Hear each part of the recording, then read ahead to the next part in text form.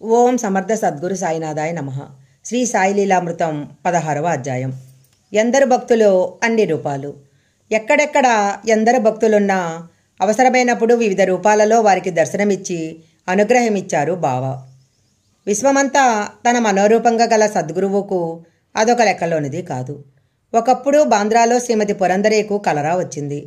వైద్యులు కూడా ఆశ లేదన్నారు. అప్పుడు వారింటి ఎదుట దత్తమందిరం పక్కన నిలబడి సాయి దర్శనమిచ్చారు. పురందరేకు ఊది ఇచ్చి తీర్థంతో కలిపి ఆమెకు ఇవ్వమన్నారు. అలా చేయగానే ఆమె త్వరలో కోలుకుంది.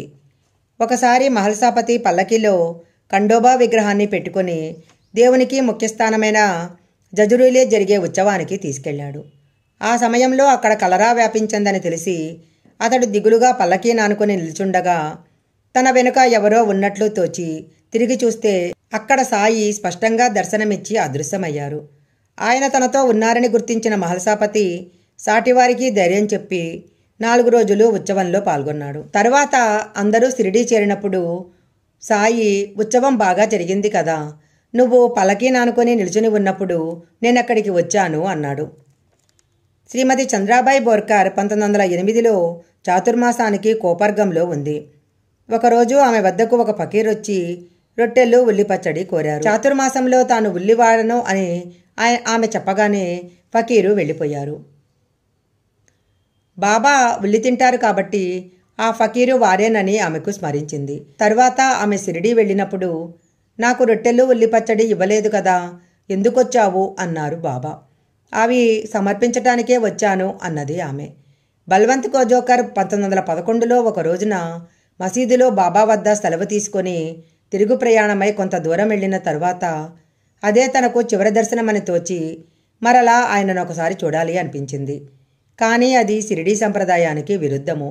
ఎలా అనుకుంటుంటే అక్కడ లెండీలో కంచెలో నుంచి బాబా తొంగి చూసి, వెళుతున్నావా, మంచిది వెళ్ళిరా అన్నారు.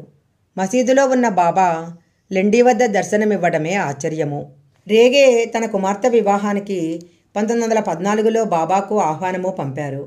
స్వయంగా వివాహానికి రాగలనని ఆయన జాబు వ్రాయించారు. సరిగ్గా ముహూర్తానికి పోస్టులో సాయి వద్ద నుంచి విభూది, దానిని వధూవరులకు పెట్టమన్న ఆదేశము అందాయి.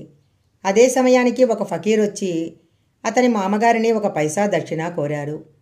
పని తొందరలో అతడు పట్టించుకోలేదు. కానీ వచ్చింది సాయియేనని తర్వాత స్మరించి బాధపడ్డాడు.